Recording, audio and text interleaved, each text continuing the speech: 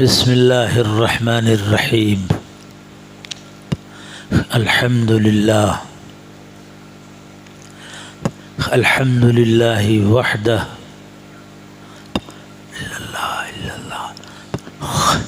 والصلاة والسلام علی من لا نبی بعدہ اما بعد فاعوذ باللہ من الشیطان الرجیم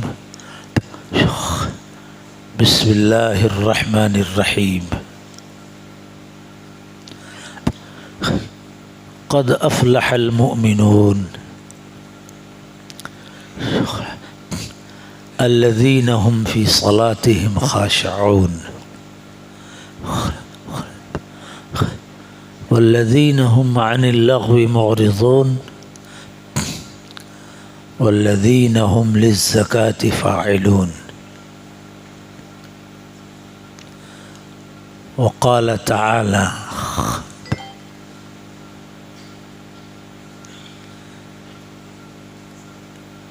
إن الذين آمنوا وعملوا الصالحات سيجعل لهم الرحمن ودا وقال تعالى إن الذين يخشون ربهم بالغيب لهم مغفرة وأجر كبير صدق الله العظيم. وقال سيدنا نبينا مولانا محمد صلى الله عليه وسلم بني الإسلام على خمس شهادة أن لا إله إلا الله وأن محمد رسول الله وإقام الصلاة وإيتاء الزكاة وصوم رمضان وحج البيت من استطاع إليه سبيلا أو كما قال صلى الله عليه وسلم يا ربي صل وسلم دائما أبدا على حبيبك نبينا خير الخلق كلهم. جمعہ کے دن خطبے سے پہلے دین کی بات کا کہنا سننا مذاکرہ کرنا مطلوب ہے اور ایسا ہونا چاہیے. دین کی بات کہنے سننے سے فکر تازہ رہتی ہے اور جب فکر تازہ رہتی ہے تو عمل میں ترقی ہوتی ہے, عمل کی رفتار بھی قائم رہتی ہے, ترقی کرتی ہے. اور جب کہنا سننا چھوڑ دیا جاتا ہے اللہ نہ کرے تو فکر مردہ ہو جاتی ہے, اور فکر جب مردہ ہو جاتی ہے تو خطرہ عمل کے ختم ہو جانے کا ہوتا ہے, عمل مردہ ہو جاتا ہے. اس لیے شریعت میں امر بالمعروف اور نہی عن المنکر, بھلائی کے حکم کرنے اور برائی سے روکنے کی بڑی اہمیت ہے. اس کو بنیاد بتایا گیا ہے. معاشرے کی اصلاح سدھار اور دین میں پختگی کا ذریعہ قرار دیا گیا ہے کہ آدمی بھلائی کا حکم کرے اور برائی سے روکے. یہ مومنوں کی خاص صفات ہے جو اللہ پاک نے قرآن پاک میں بیان کیا ہے. اس لیے ہم لوگوں کو اس کی فکر کرنا ضروری ہے. یہاں پر ہیں تو ہم آپ الحمدللہ دین کی بات سنتے ہیں, کہتے ہیں. اگر یہ فکر ہمارے اوپر ہونا چاہیے کہ ہم جب مدرسے سے باہر جائیں, گھر پر جائیں, خاندان میں رشتہ داروں میں جائیں تو وہاں بھی لوگوں کو، امت کو یہ بتائیں، بھلائی کا حکم کریں اور برائی سے روکیں۔ یہ عظیم نیکی ہے۔ اس لیے شریعت نے جمعہ کے دن خطبہ کو مشروع قرار دیا ہے، مشروع کیا ہے کہ جمعہ کا خطبہ ہفتے بھر کا اسلامی معاشرے کا خاص ڈوز ہوتا ہے، کورس ہوتا ہے، کوئی ایک ہفتے کا روحانی کورس دیا جاتا ہے، بتایا جاتا ہے کہ یہ ہفتہ کیسے گزارنا ہے، کس طرح کن باتوں کا اہتمام کرتے ہوئے گزارنا ہے۔ یہ خطبے کے اندر یہ امام ایک ہفتے کا ڈوز دیتا ہے۔ حج کا خطبہ پوری زندگی کا کورس ہوتا ہے، عید کا خطبہ سال بھر کا کورس ہوتا ہے، اور جمعہ کا خطبہ ہر ہفتے کا کورس ہوتا ہے۔ اس لیے اس کی بڑی اہمیت ہے۔ ہم کو آپ کو اس کی فکر کرنا ہے، ہم کو آپ کو دین کی بات بتانا ہے، خیر کا حکم کرنا ہے، برائی سے روکنا ہے، تاکہ ہم اور آپ خود بھلائی پر چلیں اور برائی سے بچیں۔ میں نے آپ کے سامنے قرآن پاک کی آیت تلاوت کی، جس کا مفہومی ترجمہ ہے کہ اللہ ربنا سبحانہ تعالی 18ویں پارے کے اندر سورہ مؤمنون میں ایمان والوں کی تقریباً 9 یا 10 صفات بیان کی ہیں۔ اس میں سے پہلے فرمایا قد افلح المؤمنون، کامیاب ہو گئے، یقینی طور پر مراد کو پا گئے، پہنچ گئے وہ ایمان والے۔ ایمان شرط ہے، کامیابی بغیر ایمان کے نہیں ملے گی۔ فلاح مکمل کامیابی کو کہتے ہیں، تو مکمل خوشی اور کامیابی ایمان کی بنیاد پر ملے گی۔ ایمان جس کے پاس نہیں ہے وہ خائب اور خاسر ہے، نقصان میں ہے۔ اللہ حفاظت فرمائے ہماری آپ کی۔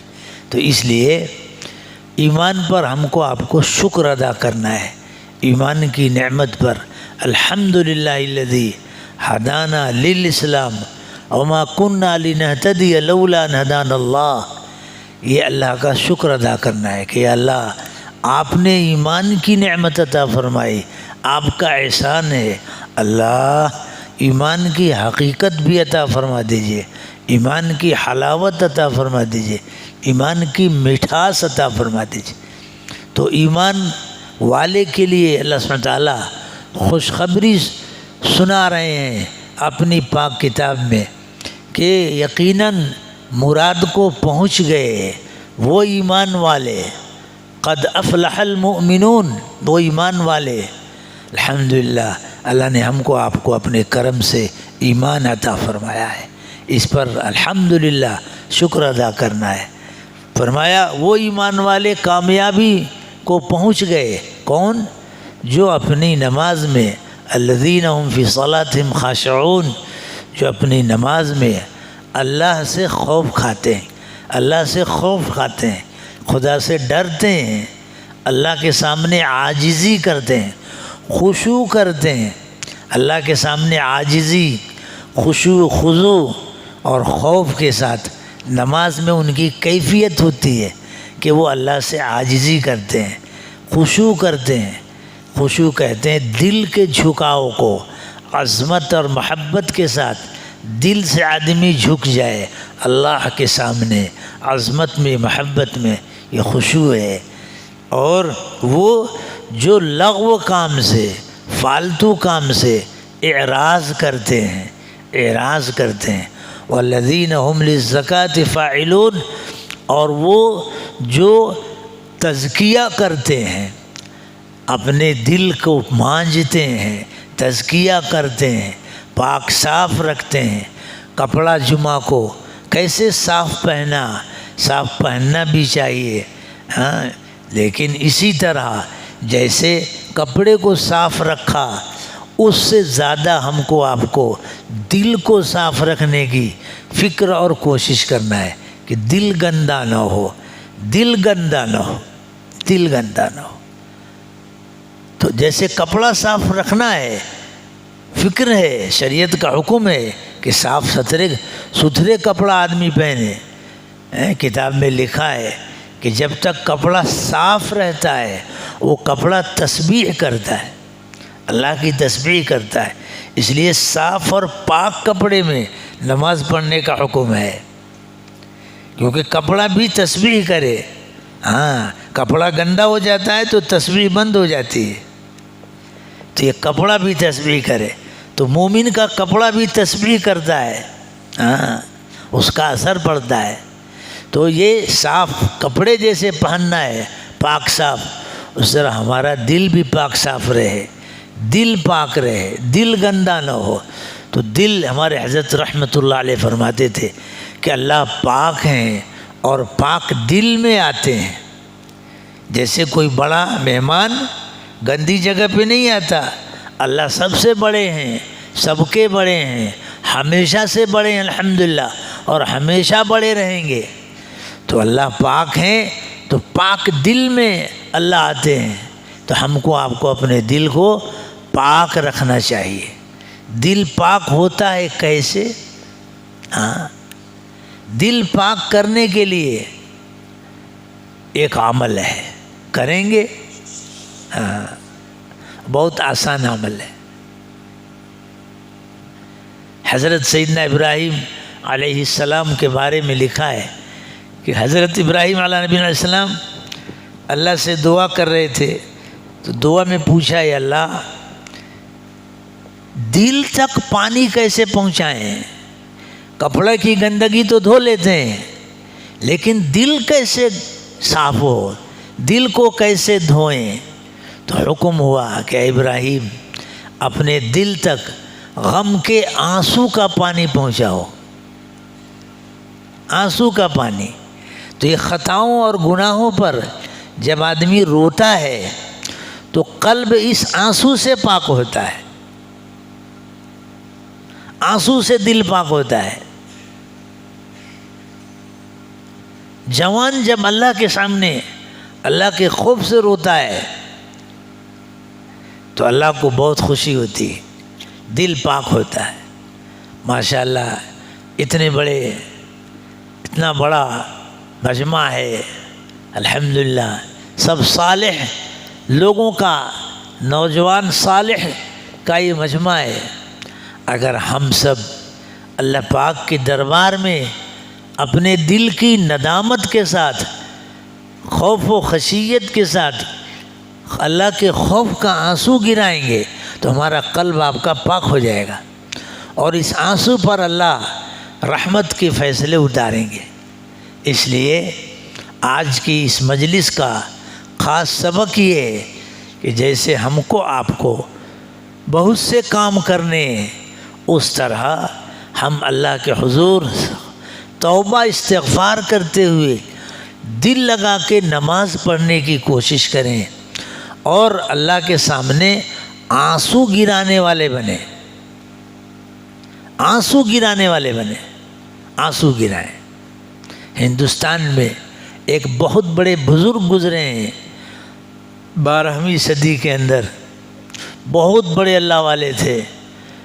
ان کی قربانیوں کی برکت سے اللہ نے ہم کو، آپ کو ایمان دیا ہے۔ رائے بریلی یو پی میں ایک جگہ ہے، وہاں کے حضرت رہنے والے تھے۔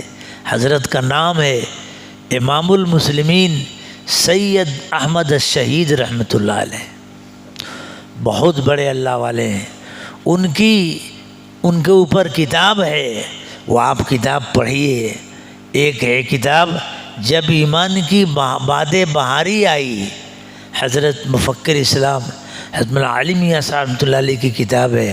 ایمان بڑھتا ہے، ایمان میں ترقی ہوتی ہے، گناہ سے نفرت آتی ہے، نیکی کا شوق پیدا ہوتا ہے۔ وہ کتاب عجیب و غریب ہے۔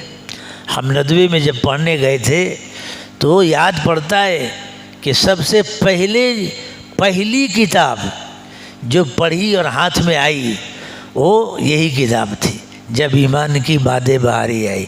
اس وقت اس کا نام باد بہاری کے ساتھ نہیں تھا، اس وقت صرف اس نام سے چھپی تھی جب ایمان کی بہار آئی، مگر اب چھپی ہے تو بہار کے آگے باد بہاری لگا دیا ہے۔ یہ پہلی کتاب ہم نے پڑھی تو ہم شہید کی فضیلت سنے ہوئے تھے تو عجیب و غریب لگتا کہ ارے انڈیا میں شہید ہوئے ہیں، اتنا اونچا مقام۔ تو حضرت سید امام المسلمین فی عصرہ سید احمد الشہید رحمۃ اللہ علیہ، ہر بچے کو یہ کتاب پڑھنا چاہیے۔ حفظ میں ہم نے پڑھا الحمدللہ، اللہ کی توفیق سے، اپنا کوئی کمال نہیں ہے، ان کی رہنمائی ہے، ان کی توفیق ہے، انہی کے فضل سے سب کچھ ہوتا ہے۔ تو آپ یہ کتاب پڑھیں، جب یہ کتاب پڑھ لیں تو ایک کتاب اور ہے سیرت سید احمد شہید رحمۃ اللہ علیہ، 2 جلدوں میں ہے، اس کو پڑھ ڈالیے۔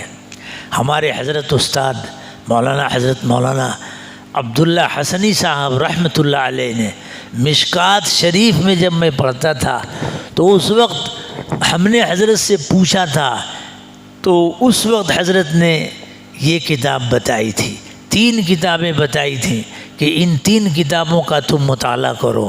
واقعہ یہ ہے کہ اس کتاب کا فائدہ بے حساب ہے، دل کی دنیا بدل جاتی ہے۔ اس لیے بھائیوں میرے عزیزوں، میں آپ سے بیان کرنے نہیں آیا ہوں، دینی مذاکرہ کر کے دینی فکر ہمارے آپ کے اندر پیدا ہو جائے، اس کے لیے کہنا سننا ہوتا ہے۔ عمل کی فکر، گناہ چھوڑنے کی فکر، تقوی اختیار کرنے کی فکر، اللہ سبحانہ تعالیٰ کو راضی اور خوش کرنے کی فکر پیدا ہو جائے، یہ کہنا سننا اسی لیے ہوتا ہے۔ تو یہ کتابیں 3 کتابیں ہیں، ایک تو سیرت سید احمد شہید رحمۃ اللہ علیہ، اس کا مطالعہ کیجئے۔ ایک کتاب ہے مکتوبات خواجہ حضرت معصوم رحمۃ اللہ علیہ، مکتوبات معصومیہ ہے، اور ایک کتاب ہے تذکرہ حضرت مولانا، ایک کتاب ہے کاروان ایمان و عظیمت، کاروان ایمان و عظیمت۔ یہ 3 کتابیں حضرت استاد نے ہم کو مشکات شریف میں کہا تھا، جتنا پڑھا بہت فائدہ ہوا، بہت فائدہ ہوا۔ ابھی آپ کی کیچنگ پاور بہت تیز ہے، اخذ کی صلاحیت زیادہ ہے، جوانی ہے نا، تو جوانی میں قوت آخذہ مضبوط ہوتی ہے۔ یہ کتابیں پڑھیں گے تو آپ دیکھیں گے کہ کیسا انقلاب آ رہا ہے۔ تو سید احمد شہید رحمۃ اللہ علیہ کی خدمت میں ایک صاحب آئے، حضرت مولانا عبدالحی صاحب رحمۃ اللہ علیہ، کہا مجھے صحابہ والی نماز پڑھنی ہے رضی اللہ عنہ۔ حضرت نے کوئی جواب نہیں دیا، دونوں آرام کر رہے تھے۔ صبح ہوئی، تہجد کا وقت ہوا، سید صاحب رحمۃ اللہ علیہ گئے، جا کے کہا حضرت مولانا آپ نے ایک بندے کی خدمت حوالے کی تھی، آئیے تشریف لے آئی۔ حضرت فرماتے ہیں مولانا عبدالحی صاحب دہلوی رحمۃ اللہ علیہ کو میں سن کے کانپنے لگا، کرے صحابہ والی نماز کیسے پڑھیں گے؟ کہا چلیے، تو لے گئے، کہا اللہ کے لیے وضو کیجئے۔ کہتے ہیں جیسے حضرت نے کہا اللہ کے لیے وضو کیجئے تو کہتے ہیں جیسے دل پہ کرنٹ لگا، وضو پہ وضو کر رہا ہوں، مکمل وضو کیا، پھر لگتا تھا نہیں کیا، پھر کیا، اور حضرت نے اطمینان سے وضو کیا۔ پھر آئے کہا کہ 2 رکعت اللہ کے لیے نماز پڑھیے، خالی اتنا ہی بولے اللہ کے لیے نماز پڑھیے۔ کہتے پورے بدن میں کنٹرول کرنٹ لگ گیا، نہایت خضوع اللہ کے حضوری کے ساتھ 2 رکعت نماز پڑھی۔ پھر خیال نہیں پڑھا، پھر پڑھے، کئی رکعت پڑھ گئے، اور دل میں یہ خیال تھا کہ نہیں پڑھا، اتنے میں صبح کی اذان ہو گئی۔ تو اپن خیال ہوا ہے اللہ میں تو اتنا خطا کار کمزور بندہ ہوں کہ مجھ سے تو ہوا نہیں، 2 رکعت بھی نہیں پڑھ سکا، بل لگے رونے، فوراً روئے اور استغفار کرنے لگے۔ تو فوراً دل میں خیال ڈالی گئی، آیت کی طرف دھیان گیا، الہام ہوا، وفی الاسحار وبالاسحار هم كانوا قليلا من الليل ما يهجعون وبالاسحار هم يستغفرون۔ کہ صحابہ کی یہی صفت تھی کہ دل لگا کے خوب نماز پڑھتے تھے خشوع خضوع سے، لیکن آخر میں ہی کہتے تھے یا اللہ نہیں ہوا، یا اللہ نہیں پڑھ سکے، بس خالی استغفار کیا اور خوب روئے، یا اللہ معاف کر دیجئے، یا اللہ معاف کر دیجئے، یا اللہ معاف کر دیجئے، بس روئے۔ تو اس وقت ہم کو آپ کو اس کی ضرورت ہے۔ صحابہ کی صفت تھی کیا؟ نیکی دل لگا کے کرنا ہے، اور اس کے بعد اس پر رونا ہے کہ اللہ جیسا کرنا تھا ویسا نہیں کر سکے۔ یہ ہے صفت صحابہ کی۔ تو اس لیے ہم اور آپ رونے والے بنیں، اللہ کے سامنے آنسو گرانے والے بنیں۔ اللہ کے سامنے رونے والا کبھی ناکام نہیں رہتا، اور سب سے آسان ہے رو کر اپنا مسئلہ حل کرائیں۔ اس لیے مشاقی کرنے کی ضرورت ہے۔ اللہ پاک کہنے سننے سے زیادہ عمل کی توفیق عطا فرمائے، اخلاص عطا فرمائے، اور ہم کو آپ کو اللہ ایمانی صفات عطا فرمائے۔ وآخر دعوانا ان الحمد للہ رب العالمین۔